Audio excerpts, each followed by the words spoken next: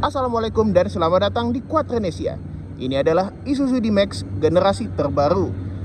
Ini merupakan tipe rodeo, yaitu yang tertinggi.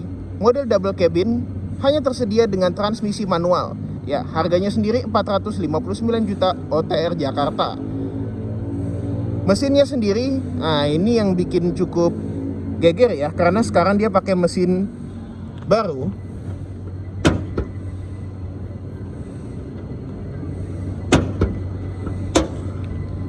Ini dia mesinnya, 1900 cc Blue Power Diesel yang disalurkan ke transmisi manual kepada 4 rodanya. Mobil ini sendiri produksi Thailand dan tenaga sendiri 150 PS dengan torsi 350 Nm.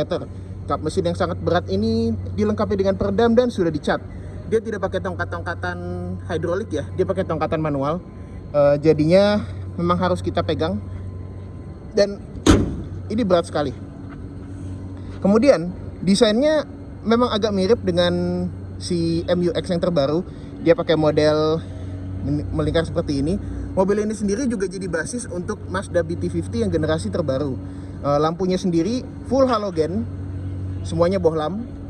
Lampu sennya di bawah, lalu kemudian ada fog lamp juga di situ ya.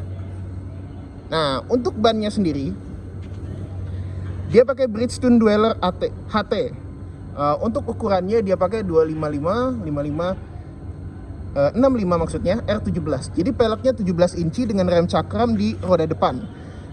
Untuk generasi terbaru ini rem cakramnya agak sedikit diperbesar, sedangkan untuk di belakang dia masih pakai tromol. Ada beberapa improvement juga terkait dengan suspensinya supaya dia bisa lebih tidak limbung daripada yang sebelumnya. Kopelnya juga diimprove, sekarang dia pakai aluminium, lebih ringan dan jadi mirip dengan pick up Amerika gitulah ya.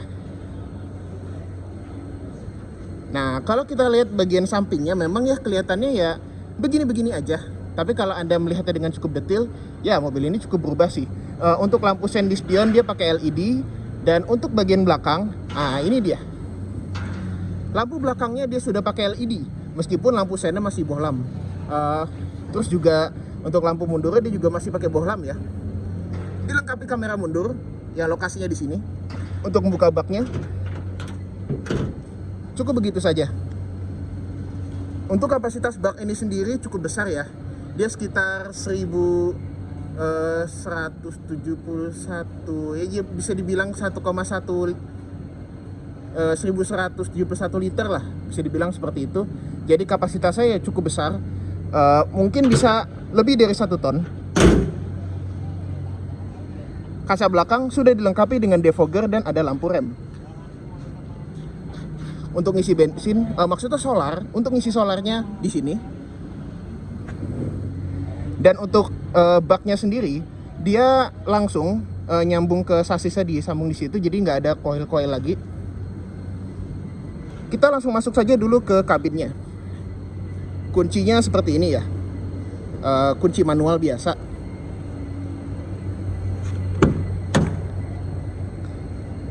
Nah, ini dia, kita langsung masuk saja. Agak berbeda dengan MU-X, meskipun MU-X itu tipe basic, tapi dia dikasih fabric di sini. Sedangkan untuk yang D-Max, dia cuma dikasih fabric di sini saja. Jendela auto hanya ada di driver dan hanya untuk turunnya saja. Pengunci pintu, kemudian pengatur view daripada spion, karena memang spion ini meskipun kelihatannya dia sudah dicat warna body, bagian bawahnya enggak sih, tapi dia masih manual. Jadi kalau Anda yang suka lupa, itu cukup menguntungkan sebetulnya. Kita langsung masuk saja ke kabinnya. Joknya memang tidak elektrik, tapi nggak apa-apa. Berbeda daripada MU-X yang basic type, dia sudah dilengkapi dengan footstep. Jadi kita tinggal nginjak dan duduk. Menutup pintu, handle pintunya sendiri sama seperti di MU-X ya, cukup besar. Dan kalau kita lihat, kita nutup pintu, ada animasi di TFTM ID-nya, dan ini cukup bagus ya. Kuncinya kita langsung colok aja. Biar ada suaranya, kita buka pintunya.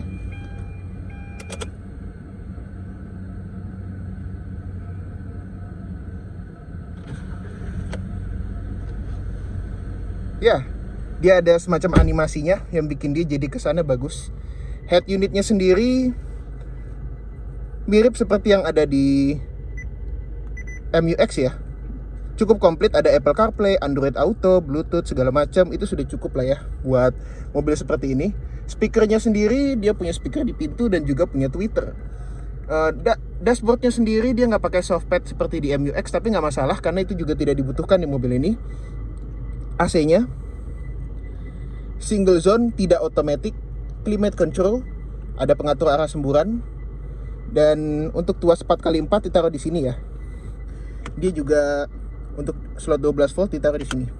Tombol kosong, dan di sini ada deflog dan juga untuk hill descent control. Ya, mobil ini juga sudah dilengkapi dengan deflog. Untuk setirnya sendiri dia tilt dan teleskopik tentu saja, cuma polyurethane, nggak pakai kulit-kulitan. Audio control, Bluetooth telepon, dan juga untuk pengaturan untuk MID-nya. Ya, jadi kita bisa lihat kalau di sini seperti selain trip meter dan lain-lain juga pengaturan untuk pengaturan tenaga ke rodanya itu kita bisa lihat di sini. Dan juga settingnya, nah ini juga cukup menarik nih karena dia settingnya cukup banyak. Ya, bahkan kita bisa ganti bahasa. Jadi kalau misalnya Anda mau iseng diganti ke bahasa Thailand juga bisa.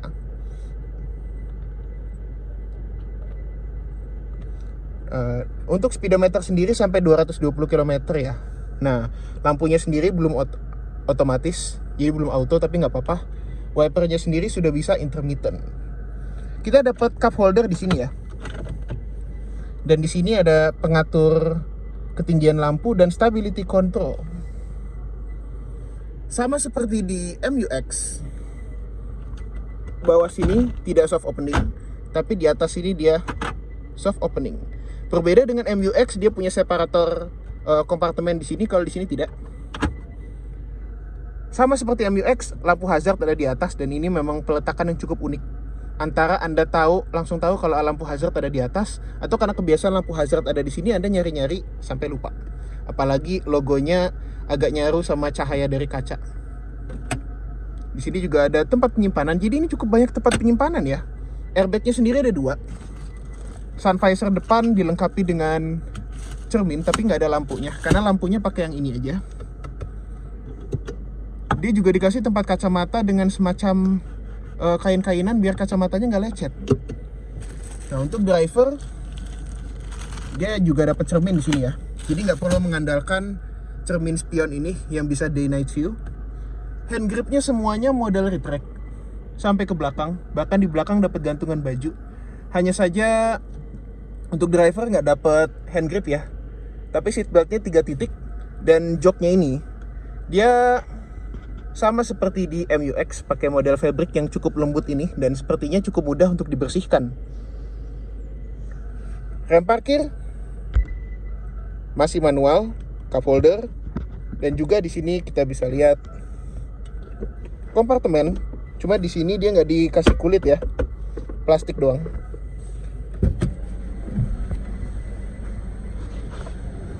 Transmisinya sendiri dia pakai 5-speed manual. Dan untuk pindah ke mundur, ini harus diangkat dulu. Mirip seperti di itu ya, Wuling Converter.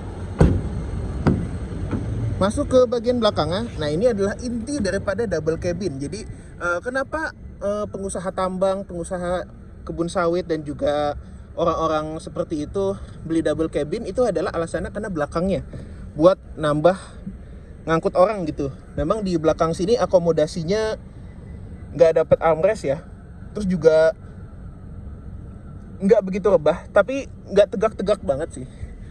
Masih bisa duduk dengan cukup nyaman di belakang sini. Tidak ada kantongan, di sini juga tidak ada kantongan, tapi di sini kita dapat slot USB untuk ngecas. Bisa naruh HP-nya di sini. Kalau di sini ini terlalu kecil, mungkin buat naruh permen atau gundu kali ya. Nah, layout dashboardnya seperti ini. Mirip seperti di MUX, tapi MUX lebih mewah. Meskipun MUX-nya tipe yang paling bawah, paling basic, tapi tetap mewahan dia. Hebat juga. Oke. Untuk harga 459 juta, apakah Anda yang berpredikat sebagai pengusaha tambang, pengusaha kebun sawit, dan juga pengusaha-pengusaha lainnya yang membutuhkan mobil ini akan tertarik dengan mobil ini? Sepertinya ya, mungkin Anda harus mempertimbangkan semua aspek yang ditawarkan mobil ini. Mobil ini juga NVH-nya sepertinya lebih baik daripada yang generasi sebelumnya. Apalagi Isuzu D-Max ini cukup banyak dipakai untuk mobil dinas kepolisian juga.